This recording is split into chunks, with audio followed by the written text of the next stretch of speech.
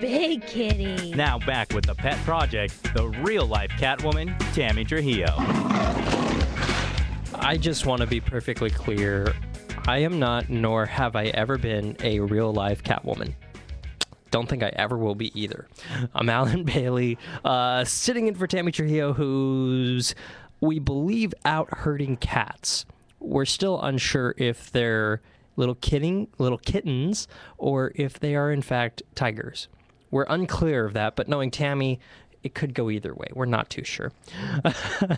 34 after the hour here, and now we're gonna go ahead and actually talk to Dan Westfall. He actually helped to he founded the Cheetah Primate Sanctuary.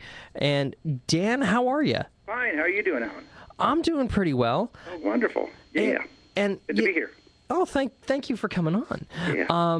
No, I have to ask you, what made you open the Primate Sanctuary, the Cheetah Primate Sanctuary?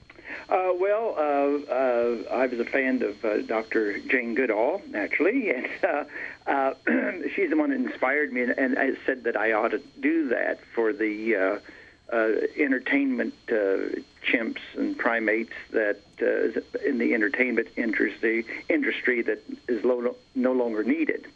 And so that got the ball rolling on it, and so we've been doing it ever since, and that's it. That's how I got started. And you say chimps in the entertainment industry. You're referring, of course, to the chimps who played in movies like Planet of the Apes, et cetera, right? Well, yeah, ours was the Tarzan chimps. Mm-hmm. You know, the chimps, and Cheetah, and it was a few days ago, this one chimp cheetah in Florida passed away, mm-hmm. and it was very sad because it's always bad when we lose them, And Absolutely. But my cheetah here at the sanctuary, he's the one that they put all over the news and showed my picture and him that passed away, but it was the wrong cheetah, the wrong chimp. Yeah. And then, but we can't really say, after some research, we can't really say if our chimp was one of the original cheetahs. We thought he was at one time, but we were doing a book, and we now can't really say that, so we really don't know. But he's quite old. We thought we knew his age, but he's old, and mm-hmm. But he's doing good. He's a diabetic now, and he's been diabetic for about 10 years, and he's become a very famous artist in the last few years, and his artwork hangs like in 30 countries around the world. Oh, wow. And I want to talk about Cheetah here for a second. Well, first off, how did you get Cheetah? How did that come about? Oh, my uncle was a trainer in Hollywood, and he had several chimps that he worked in the motion picture business. And, of course, my uncle claimed that he was one of the original cheetahs. Well, Jigs 1 was, for sure. I knew that for sure. This one, I thought I knew for sure, the one I have, but now it's iffy. I don't really know for sure, Yeah. But that makes no difference because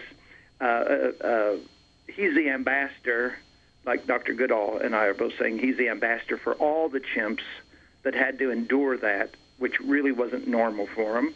And today, there's no need to use these animals in the motion picture business. They can use CGI, animatronics, and digital, and the animal doesn't have to go through that. And that's really what we're preaching today. And so he's the ambassador for all that. Mm.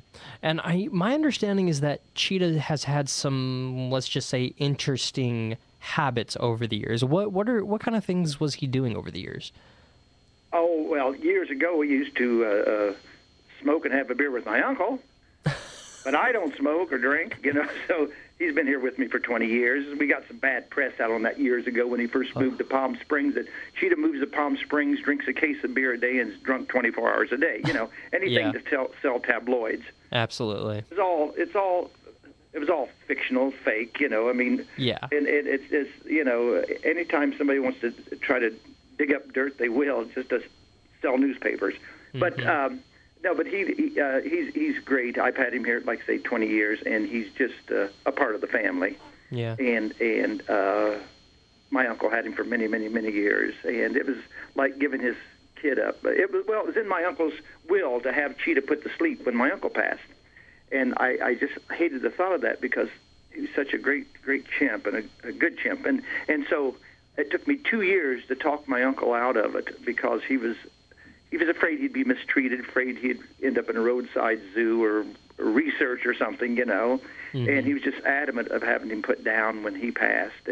But he finally agreed to let me bring him to Palm Springs, and that was a wonderful day for me and for Cheetah. It was a sad day for Cheetah and a sad day for my uncle. I mean, we were all crying when we made the big move, but I would put Cheetah on the phone to my uncle, and my uncle would talk to him, and Cheetah knew it was him, and Cheetah would hoot back to him. It was really cute, and but he's been a light in my life since I've had him these 20 years.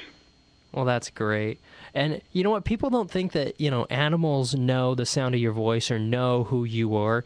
They know. They really do. Oh, absolutely. Absolutely. Yeah, absolutely. You know, he's wonderful. He loves to ride and take a ride and go through McDonald's drive-thru or whatever once in a while. But that's not very often because, like I say, he is a diabetic. I have to watch his diet quite close. Mm-hmm. But his favorite thing in life is to eat and paint. Mm. Well, what kind of things does Cheetah eat, really? Oh, well, his main staple is monkey chow, which is a biscuit made specifically for primates, mm-hmm. and then lots of fresh fruits and lots of fresh vegetables. And he eats healthier than I do, actually, to be honest. I'm getting ready to have a burrito right now after we hang up, you know. But he would like that, but he's not going to have that, you know. But he eats lots of fresh vegetables and lots of fresh fruit and monkey chow. And then he gets snacks in between, you know. Sometimes I'll give him a cracker or chip. He loves corn chips, mm-hmm. you know, Fritos and potato chips and stuff like that. But he just gets a little bit of that, you know, to please him. But they're quite a intelligent animal. Their DNA is 99.4 our DNA, and they're that close to us. They're not a pet. They're not a good pet. No. And I don't recommend them as pets. Well, that's a good recommendation. Dan, go ahead and stick with us. We have to take a break here. But when we come back, Dan and I are going to talk about Cheetah a little bit more, and in particular, the artwork. So go ahead and stay with us. This is The Pet Project, right here on CRN Digital Talk Radio.